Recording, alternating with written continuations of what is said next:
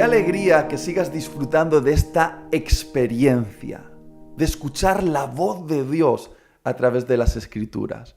Y que lo estés haciendo con esta herramienta, la audiobiblia dramatizada. Una herramienta que ha sido creada para darte una experiencia inmersiva en las Escrituras, para que la lectura de la Biblia se vuelva inolvidable para ti. Espero que lo estés disfrutando muchísimo y que lo compartas con tus familiares y amigos. Hoy vamos a continuar la lectura en el Salmo 136, un salmo de alabanza a Dios por su misericordia y amor inagotables. Creo que es un salmo que nos recuerda que el amor de Dios por nosotros no tiene límites. Por favor, léelo, escúchalo, sobre todo, sumérgete en estas preciosas palabras que nos revelan cuánto nos ama Dios. Después vamos a continuar la lectura en 2 de Samuel, capítulo 9, 10 y 11.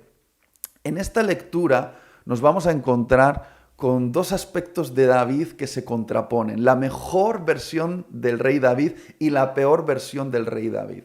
En la primera parte de esta lectura vamos a ver cómo David, por amor a Saúl y Jonatán, que ya habían fallecido, busca un descendiente, el nieto de Saúl, llamado Mefiboset, para tratarlo con misericordia. Ahí podemos ver un reflejo del corazón de Dios en David.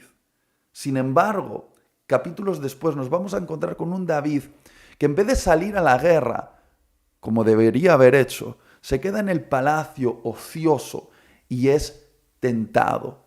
Finalmente codicia a una mujer casada llamada Betsabé, la engaña, literalmente la viola, adultera con ella, la deja embarazada y después trama el asesinato de su marido. Realmente es una lectura que contrapone lo mejor y lo peor de David, pero también podemos vernos a nosotros mismos reflejados en esta lectura. Finalmente, vamos a leer Hechos, capítulo 15, desde los versículos 12 al 41.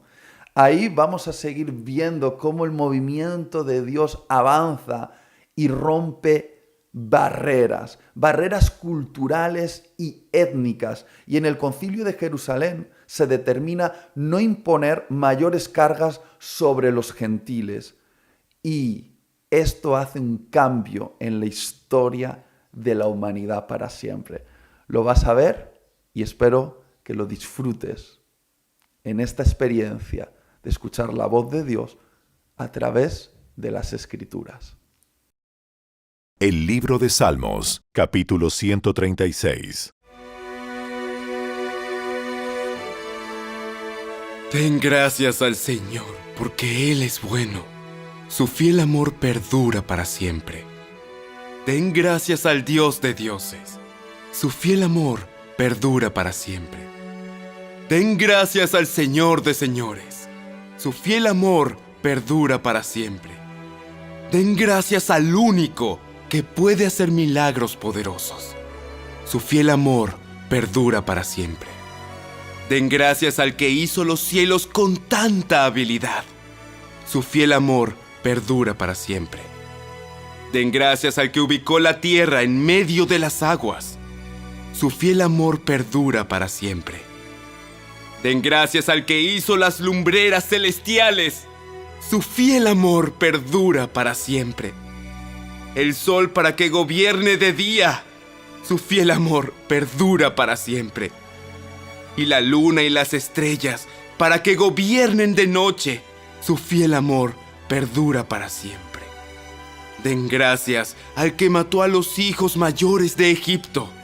Su fiel amor perdura para siempre. Él sacó a Israel de Egipto.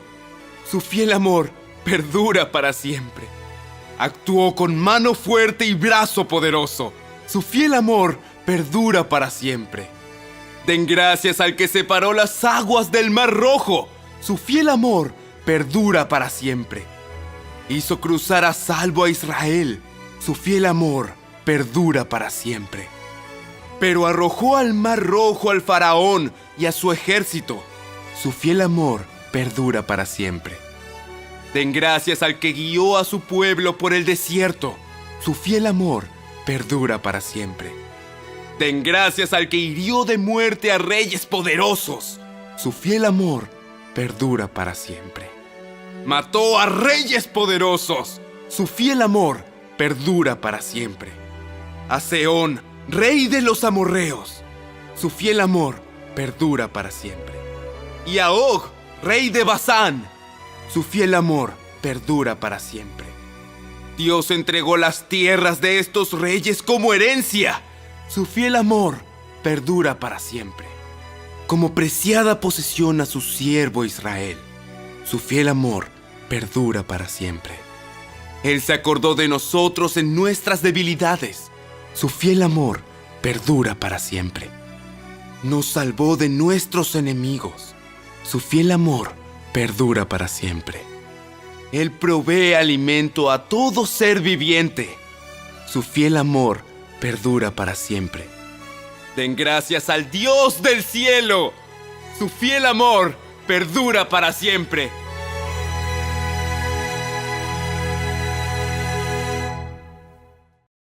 El segundo libro de Samuel, capítulo 9.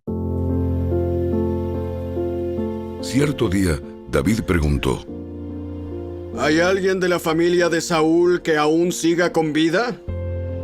¿Alguien a quien pueda mostrarle bondad por amor a Jonatán? Entonces mandó llamar a Siba, un hombre que había sido uno de los siervos de Saúl. ¿Eres tú, Siba? Sí, señor, lo soy. Enseguida el rey le preguntó: ¿hay alguien de la familia de Saúl que todavía viva? De ser así, quisiera mostrarle la bondad de Dios. Siba le contestó: Sí, uno de los hijos de Jonatán sigue con vida.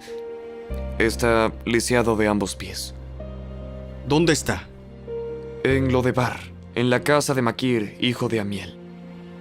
Entonces David mandó a buscarlo y lo sacó de la casa de Maquir. Su nombre era Mefiboset. Era hijo de Jonatán y nieto de Saúl. Cuando se presentó ante David, se postró hasta el suelo con profundo respeto. David dijo: Saludos, Mefiboset. Mefiboset respondió: Yo soy su siervo. No tengas miedo. Mi intención es mostrarte mi bondad por lo que le prometí a tu padre, Jonatán. Te daré todas las propiedades que pertenecían a tu abuelo Saúl. Y comerás aquí conmigo, a la mesa del rey. Mefiboset se inclinó respetuosamente y exclamó: ¿Quién es su siervo para que le muestre tal bondad a un perro muerto como yo? Entonces el rey llamó a Siba, el siervo de Saúl, y dijo: Le he dado al nieto de tu amo todo lo que pertenecía a Saúl y a su familia. Tú, tus hijos y tus siervos cultivarán la tierra para él, para que produzca alimento para la casa de tu amo. Pero Mefiboset, el nieto de tu amo, comerá aquí, a mi mesa. Siba tenía 15 hijos y 20 siervos. Siba respondió: Sí, mi señor el rey. Yo soy su siervo y haré todo lo que me ha ordenado. A partir de ese momento, Mefiboset comió a la mesa de David como si fuera uno de los hijos del rey. Mefiboset tenía un hijo pequeño llamado Mica. A partir de entonces, todos los miembros de la casa de Siba fueron siervos de Mefiboset. Y Mefiboset, quien estaba lisiado de ambos pies, vivía en Jerusalén y comía a la mesa del rey.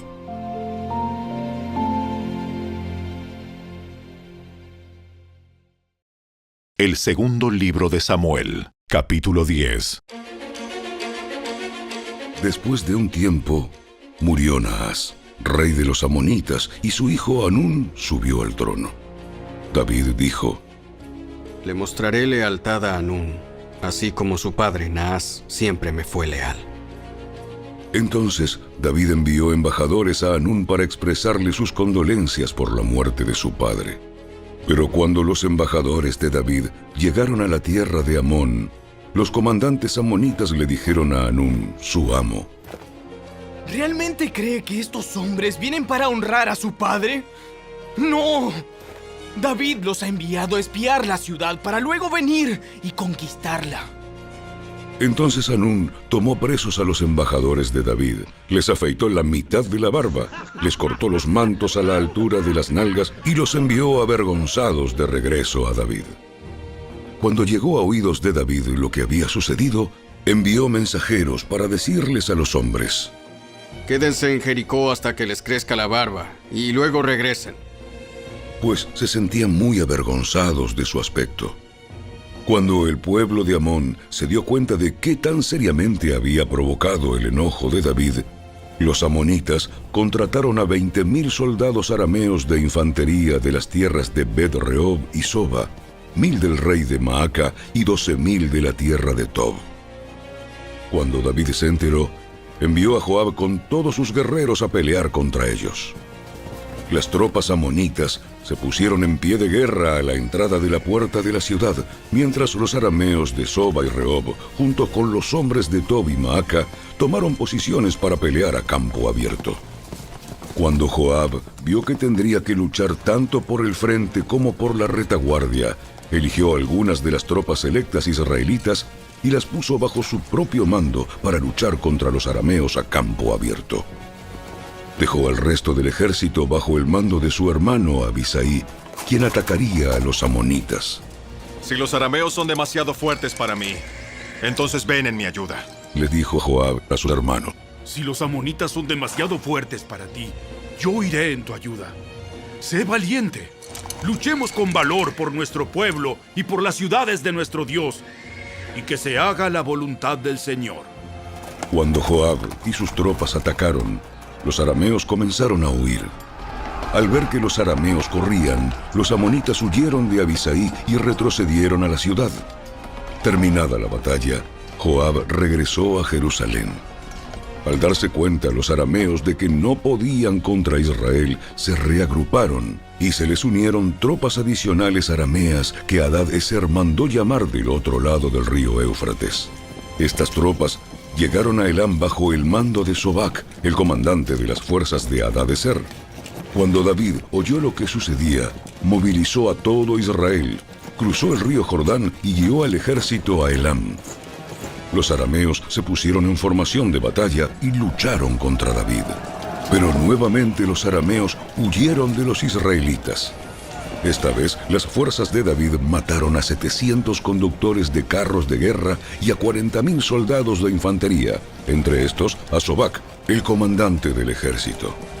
Cuando todos los reyes que estaban aliados con Hadad-Ezer vieron que Israel los había derrotado, se rindieron a Israel y se convirtieron en sus súbditos.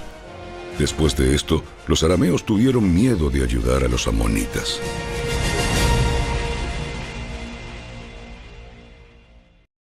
El segundo libro de Samuel, capítulo 11. En la primavera, cuando los reyes suelen salir a la guerra, David envió a Joab y al ejército israelita para pelear contra los amonitas. Destruyeron al ejército amonita y sitiaron la ciudad de Rabá. Sin embargo, David se quedó en Jerusalén. Una tarde, después del descanso de mediodía, David se levantó de la cama y subió a caminar por la azotea del palacio. Mientras miraba hacia la ciudad, vio a una mujer de belleza singular que estaba bañándose. Luego envió a alguien para que averiguara quién era la mujer y le dijeron: Es Betsabé, hija de Eliam y esposa de Urías elitita. Así que David envió mensajeros para que la trajeran y cuando llegó al palacio, se acostó con ella. Luego ella regresó a su casa. Betsabé recién había terminado los ritos de purificación posteriores a su periodo menstrual. Tiempo después, cuando Betsabé descubrió que estaba embarazada, le envió el siguiente mensaje a David: Estoy embarazada. Entonces David envió un mensaje a Joab: Mándame a Urías elitita. Así que Joab se lo envió. Cuando Urías llegó, David le preguntó cómo estaban Joab y el ejército y cómo marchaba la guerra. Después le dijo a Urías: Ve a tu casa a descansar. David incluso le envió un regalo a Urías apenas éste dejó el palacio. Pero Urías no fue a su casa, sino que durmió esa noche a la entrada del palacio con la guardia real. Al enterarse David de que Urías no había ido a su casa, lo mandó llamar y le preguntó: ¿Qué pasa? ¿Por qué no fuiste anoche a tu casa después de haber estado fuera por tanto tiempo? Urías le contestó: El arca y el ejército de Israel y el de Judá están viviendo en carpas, y Joab y los hombres de mi señor están acampando a cielo abierto. ¿Cómo podría yo ir a casa para beber, comer y dormir con mi esposa? Juro que jamás haría semejante cosa. Está bien. Quédate hoy aquí y mañana puedes regresar al ejército. Así que Urías se quedó en Jerusalén ese día y el siguiente. David lo invitó a cenar y lo emborrachó. Pero aún así no logró que Urías se fuera a la casa con su esposa, sino que nuevamente se quedó a dormir a la entrada del palacio con la guardia real. Entonces, a la mañana siguiente, David escribió una carta a Joab y se la dio a Urías para que se la entregara. La carta le daba las siguientes instrucciones a Joab: Pon a Urías en las líneas del frente, donde la batalla sea más violenta. Luego retrocedan para que lo maten. Así que Joab asignó a Urías a un lugar cerca de la muralla de la ciudad, donde sabía que peleaban los hombres más fuertes del enemigo. Y cuando los soldados enemigos salieron de la ciudad para pelear, Urías, el hitita, murió junto con varios soldados israelitas. Luego Joab envió a David un informe de la batalla. Le dijo a su mensajero: Informa al rey todas las novedades de la batalla. Pero tal vez se enoje y pregunte por qué las tropas se acercaron tanto a la ciudad. ¿Acaso no sabían que dispararían desde la muralla? ¿No fue Abimelech, hijo de Gedeón, muerto en Tebes por una mujer que le tiró una piedra de molino desde la muralla? ¿Por qué se acercaron tanto a la muralla? Entonces dile: murió también Urías el hitita. Por lo tanto, el mensajero fue a Jerusalén y le dio un informe completo a David. El enemigo salió contra nosotros a campo abierto. Y cuando los perseguíamos hasta las puertas de la ciudad, los arqueros que estaban en la muralla nos dispararon flechas. Mataron a algunos hombres del rey, entre ellos a Urías, el hitita. Bien. Dile a Joab que no se desanime. La espada devora a este hoy y a aquel mañana. La próxima vez esfuércense más. Y conquistarán la ciudad. Cuando la esposa de Urías se enteró de que su marido había muerto, hizo duelo por él. Una vez cumplido el periodo de luto, David mandó que la trajeran al palacio y pasó a ser una de sus esposas. Luego ella dio a luz un hijo, pero el Señor estaba disgustado con lo que David había hecho.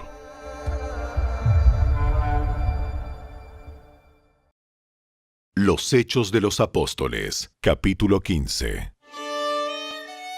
Todos escucharon en silencio mientras Bernabé y Pablo les contaron de las señales milagrosas y maravillas que Dios había hecho por medio de ellos entre los gentiles. Cuando terminaron, Santiago se puso de pie y dijo: Hermanos, escúchenme.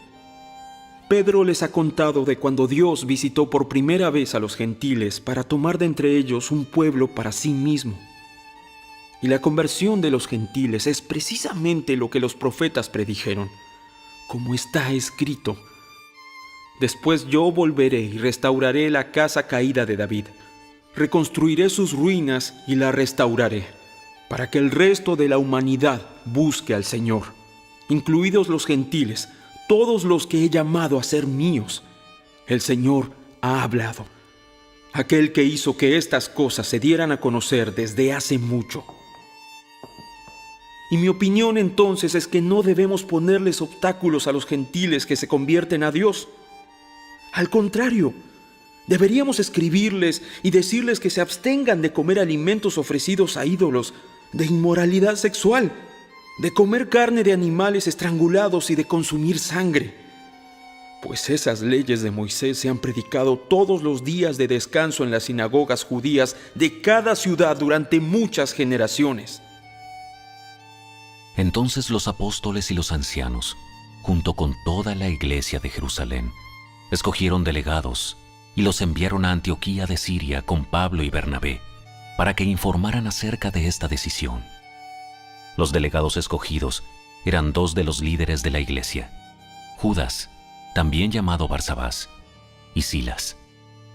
La carta que llevaron decía lo siguiente: Nosotros, los apóstoles y los ancianos, sus hermanos de Jerusalén, escribimos esta carta a los creyentes gentiles de Antioquía, Siria y Cilicia. Saludos. Tenemos entendido que unos hombres de aquí los han perturbado e inquietado con su enseñanza, pero nosotros no los enviamos. Así que decidimos, después de llegar a un acuerdo unánime, enviarles representantes oficiales junto con nuestros amados Bernabé y Pablo, quienes han arriesgado la vida por el nombre de nuestro Señor Jesucristo. Les enviamos a Judas y a Silas para confirmar lo que hemos decidido con relación a la pregunta de ustedes. Pues nos pareció bien al Espíritu Santo y a nosotros no imponer sobre ustedes una carga mayor que estos pocos requisitos. Deben abstenerse de comer alimentos ofrecidos a ídolos, de consumir sangre o la carne de animales estrangulados y de la inmoralidad sexual. Si hacen esto, harán bien. Adiós. Los mensajeros salieron de inmediato para Antioquía, donde convocaron a una reunión general de los creyentes y entregaron la carta. Y hubo mucha alegría en toda la iglesia ese día cuando leyeron este mensaje alentador. Entonces Judas y Silas, ambos profetas, hablaron largo y tendido con los creyentes para animarlos y fortalecerlos en su fe. Se quedaron allí un tiempo, y luego los creyentes los enviaron de regreso a la iglesia de Jerusalén con una bendición de paz. Pablo y Bernabé se quedaron en Antioquía. Ellos y muchos otros enseñaban y predicaban la palabra del Señor en esa ciudad. Después de un tiempo, Pablo le dijo a Bernabé: Volvamos a visitar cada una de las ciudades donde ya antes predicamos la palabra del Señor, para ver cómo andan los nuevos creyentes. Bernabé estuvo de acuerdo y quería llevar con ellos a Juan Marcos, pero Pablo se opuso terminantemente, ya que Juan Marcos los había abandonado en Panfilia y no había continuado con ellos en el trabajo. Su desacuerdo fue tan intenso que se separaron. Bernabé tomó a Juan Marcos consigo y navegó hacia Chipre. Pablo escogió a Silas, y al salir, los creyentes lo encomendaron al cuidado misericordioso del Señor. Luego viajó por toda Siria y Cilicia, fortaleciendo a las iglesias.